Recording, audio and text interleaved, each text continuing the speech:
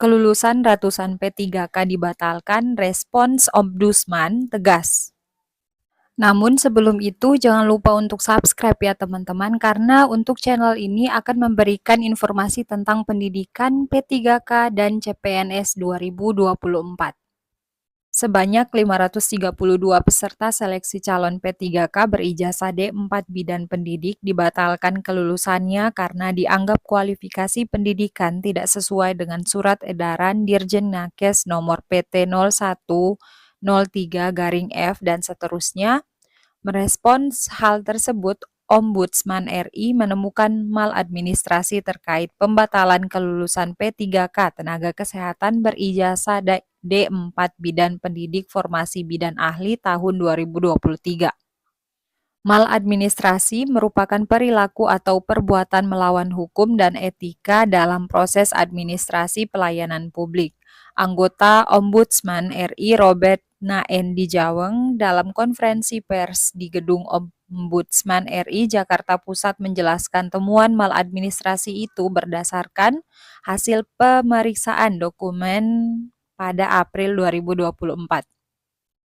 Selain itu, berdasarkan hasil permintaan keterangan yang dilakukan pada Mei dan hasil pemeriksaan lapangan pada Juni 2024, adapun aduan terkait pembatalan kelulusan ini dilaporkan oleh Ikatan Bidan Indonesia yang mewakili 532 pelamar yang kelulusannya dibatalkan.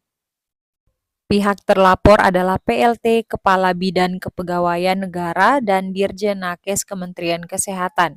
Endi Jaweng menjelaskan dari hasil pemeriksaan tidak ditemukan ditemukan dua maladministrasi, yaitu penyalahgunaan wewenang dan perbuatan melawan hukum oleh BKN dan Kemenkes dalam hal pembatalan kelulusan pelamar berijazah D4 Bidan Pendidik, sehingga mereka tidak memperoleh nomor induk P3K di tahun ini.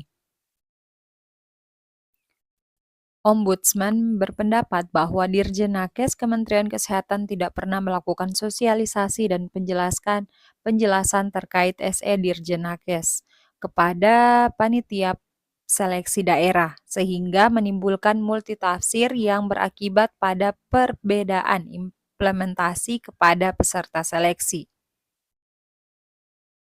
Selain itu, Ombudsman berpendapat bahwa BKN tidak konsisten, tidak kompeten, dan diskriminatif dalam mempedomani SE tersebut. Pembatalan kelulusan itu juga dinilai kontraproduktif atas mandat pasal 66 Undang-Undang ASN yang berkaitan dengan tenggat waktu penataan non-ASN dan honorer. Pasal 66 Undang-Undang Nomor 20 Tahun 2023 tentang ASN menyatakan pegawai non-ASN atau nama lainnya wajib diselesaikan penataannya paling lambat Desember 2024, dan sejak undang-undang ini mulai berlaku, instansi pemerintah dilarang mengangkat pegawai non-ASN atau nama lainnya sebagai pegawai ASN. Atau temuan maladministrasi tersebut, sambung dia, Ombudsman mengeluarkan 2 perintah tindakan korektif kepada BKN dan Kementerian Kesehatan, yakni mengakomodasi lulusan dalam mengisi formasi dan mengembalikan status kelulusan. Intinya sama dengan yang menjadi harapan para pelapor, yaitu agar mereka kembali mendapatkan status kelulusan karena mereka sebagian bahkan sudah mendapatkan penetapan NIP dan sudah bekerja, kata dia. Ombudsman memberikan waktu selama 30 hari kerja bagi BKN dan Kemenkes untuk melaksanakan tindakan korektif. Lembaga itu juga meminta agar Menteri Kesehatan melakukan pengawasan dalam pelaksanaan tindak korektif. Dalam waktu 30 hari ke depan, Ombudsman RI tidak akan lepas tangan, kami akan terus melaksanakan pengawasan, pungkasnya.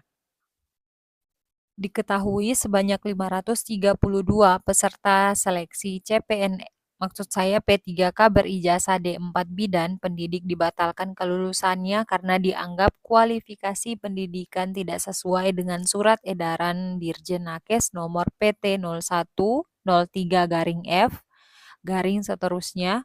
Mereka yang mewakili oleh Ikatan Bidan Indonesia mengadukan persoalan tersebut kepada Ombudsman RI pada April 2024.